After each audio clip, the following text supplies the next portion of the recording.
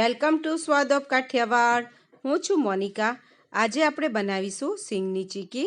ઘણા લોકોને પ્રોબ્લેમ હોય છે કે સિંગદાણા છૂટા છૂટા રહે છે, કાં ગોળ ઓછો થાય છે, કાં સિંગદાણા વધી જાય છે, અનેક પ્રોબ્લેમ થતા હોય છે। એ લોકોની પરફેક્ટ ચીકી ક્યારેક જ બનતી હોય છે। તો આપણે પરફેક્ટ ચીકી બનાવવાની રીત હું બતાવી રહી છું। તો ચાલો બનાવવાનું શરૂ કરીએ। ચાલો મારી સાથે મારા કિચનમાં। સિંગની ચીકી બનાવવા માટે મેં અહીંયા સિંગદાણા લીધેલા છે, 200 ગ્રામ સિંગદાણા લીધેલા છે। ઘરમાં રહેલી કોઈ પણ વાટકી કે કપનું આપણે માપ કરી લેવાનું છે। તો જેટલા સિંગદાણા છે એટલો જ આપણે ગોળ લેવાનો છે। તો એક વાટકી મારે સિંગદાણા છે તો મેં એટલો જ ગોળ લીધેલો છે। હવે આપણે સૌથી પહેલાં સિંગદાણાને શેકી લેશું। તો એકદમ મીડિયમ ગેસ ઉપર, એકદમ સ્લો પણ નહીં અને ફાસ્ટ પણ નહીં, મીડિયમ ગેસની ફ્લેમ ઉપર આપણે સિંગદાણાને શેકી લેશું। જ્યાં સુધી ફોતરા ઉખડી ના જાય ત્યાં સુધી આપણે એને શેકવાના છે। એવું લાગે કે હા હવે ફોતરા ઉખડવા લાગ્યા છે એટલે આપણા સિંગદાણા શેકાઈ ગયા છે, પછી જ ગેસની ફ્લેમને આપણે બંધ કરી લેવાની છે। તમે જોઈ શકો છો કે સિંગદાણા શેકાઈ જવા આવ્યા છે। હવે આપણે ગેસની ફ્લેમને બંધ કરી લેશું। જો આવી રીતે થઈ જાય એટલે આપણા સિંગદાણા શેકાઈ ગયા છે। તો હવે આપણે ગેસની ફ્લેમને બંધ કરી દઈશું અને એક થાળીમાં કાઢી લેશું, જેથી કરીને સિંગદાણા સારી રીતે ઠંડા થઈ જાય। આવી રીતે થોડાક ઠંડા પડે પછી આપણે એને એક કપડામાં નાખી અને એને ફોતરા કાઢી લેશું।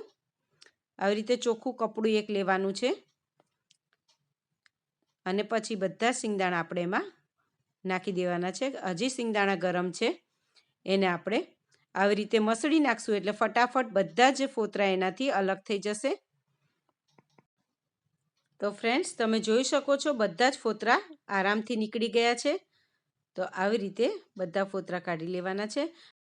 હવે આપણે આવી રીતે જે જારો હોય એનાથી આવી રીતે ચાળી અને આપણે સિંગદાણાને એક થાળીમાં લઈ લેશું, જેનાથી ફોતરા બધા સારી રીતે નીકળી જશે। તમે જોઈ શકો છો આવી રીતે આપણે બધા જ સિંગદાણાને ચાળી લેવાના છે આવી રીતે। હવે આપણે જે ભાખરીનો જે ડટ્ટો આવે છે એનાથી આવી રીતે સિંગદાણાને આપણે પ્રેસ કરી દેવાના છે, જેથી કરીને એના ફાડા સારી રીતે થઈ જાય। બધા સિંગદાણાને આવી રીતે કરી નાખવાના છે, જેથી કરીને આપણી ચીકી સારી રીતે આપણે વણી શકાય અને દાણો પણ એવો જ આખો નાખો જ રહેશે।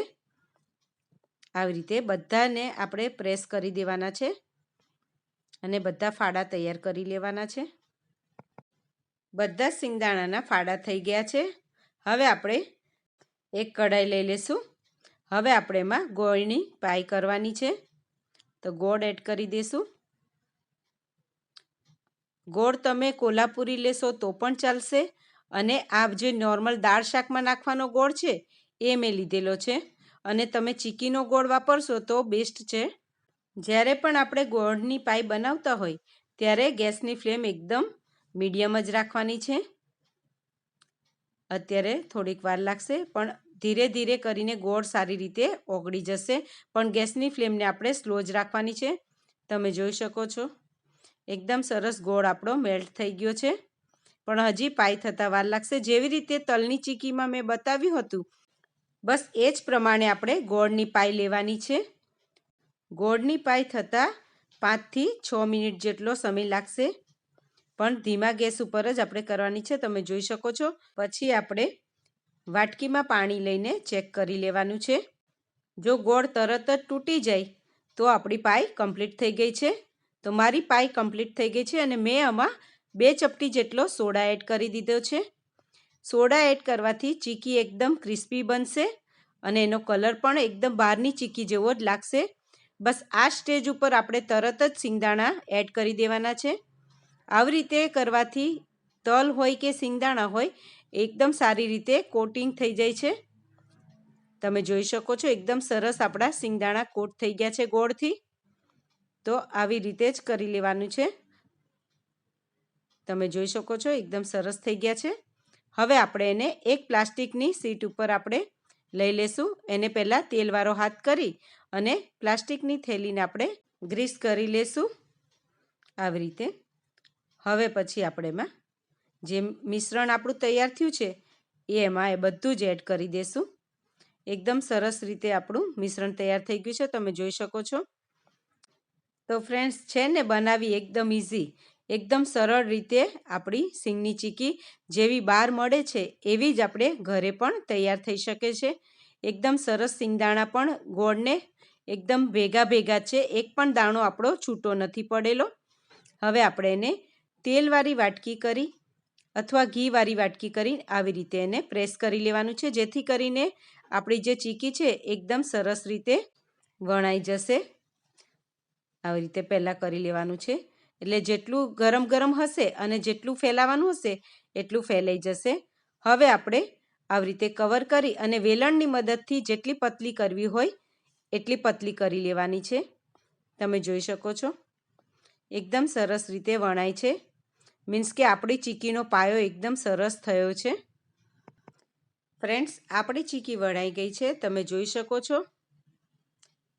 હવે આપણે આ જ્યારે ગરમ ગરમ હોય ત્યારે જ આપણે એમાં કટ લગાવી દેવાના છે. તો આપણે પિઝા કટરથી કટ લગાવી લેશું, એટલે એકદમ સરસ રીતે કટ લાગી જશે. તમે જોઈ શકો છો એકદમ આસાનીથી કટ પણ લાગી જાય છે, એટલે જ્યારે આ ચીકી ઠંડી થશે ત્યારે એકદમ સરસ એના પીસીસ પડી જશે. તો તમે જોઈ શકો છો એકદમ સરસ આપણે કટ લાગી ગયા છે. હવે આને અડધી કલાક માટે આપણે ઠંડી થવા દેશું. અડધી કલાક જેવો સમય થઈ ગયો છે, તમે જોઈ શકો છો એકદમ આસાનીથી આપણે કટ લાગેલા હતા એ એકદમ સરસ પીસીસમાં થઈ ગયા છે. તમે જોઈ શકો છો આપણી ચીકી એકદમ સરસ બની છે, જેવી બહાર મળતી હોય એવી જ, એક પણ દાણો આપણો છૂટો નથી પડેલો. તમે જોઈ શકો છો એક દાણાને આપણે ગોળનું કોટિંગ લાગી ગયું છે આવી રીતે. અને જેવી બહાર મળે છે તૈયાર એની થિકનેસ પણ તમે જોઈ શકો છો, એકદમ સરસ બની છે ને. તો ફ્રેન્ડ્સ આ ઉતરાણ ઉપર તમે જરૂરથી આ સિંગની ચીકી આવી જ રીતે બનાવજો. તમે પહેલી વખત બનાવશો તો પણ તમારી ચીકી કમ્પ્લીટ જ બનશે. અને ફ્રેન્ડ્સ જો તમારે એકદમ ભૂકાવાળી કરવી હોય, જેવી રીતે આપણે પલ્સ મોડમાં સિંગદાણાને ક્રશ કરતા હોય એવી જો ચીકી બનાવી હોય તો આના કરતાં આપણે થોડું સિંગદાણાનું પ્રમાણ વધારી દેવાનું હોય છે, કારણ કે આપણે આમાં સિંગદાણા 1 વાટકી હતા તો એટલો જ આપણે ગોળ લીધો હતો. એમાં જ્યારે આપણે સિંગદાણાનું પ્રમાણ થોડુંક વધારે રાખવાનું છે અને ગોળ માપોમાપ રાખવાનો છે. જેવી રીતે 1 વાટકી ગોળ હોય તો 1.25 વાટકી જેટલા આપણે સિંગદાણા લેવાના છે અને એને આપણે શેકી અને પલ્સ મોડમાં ક્રશ કરી લેવાના છે. અને પછી ગોળની પાઈ કરી પછી તો જે આ મેથડથી આપણે ચીકી વણી હતી અને આ જ પાઈને આ જ મેથડથી વણી અને કરવાની છે. તો એકદમ સરસ એવી જ આપણી માવાની ચીકી જેવી જ ચીકી બની જશે. તો ફ્રેન્ડ્સ આપણી ચીકી તૈયાર થઈ ગઈ છે. હું તમને તોડીને એક બતાવું છું કે કેટલી આપણી ચીકી સોફ્ટ બની છે. તમે જોઈ શકો છો ફ્રેન્ડ્સ એકદમ સોફ્ટ આપણી ચીકી અને એકદમ ક્રિસ્પી પણ બની છે. તો ફ્રેન્ડ્સ તમને મારો આજનો આ વિડીયો ગમ્યો હોય તો મારી ચેનલને લાઈક કરજો, વધારેમાં વધારે શેર કરજો અને હજી સુધી મારી ચેનલને સબસ્ક્રાઈબ ના કરી હોય તો મારી ચેનલને સબસ્ક્રાઈબ કરજો. બાજુમાં રહેલા બેલ આઇકોનને જરૂરથી પ્રેસ કરજો, જેથી કરી આવનારા નવા વિડીયો સૌથી પહેલાં જોવા માટે જોતા રહો સ્વાદ of Kathiawad. Thank you for watching.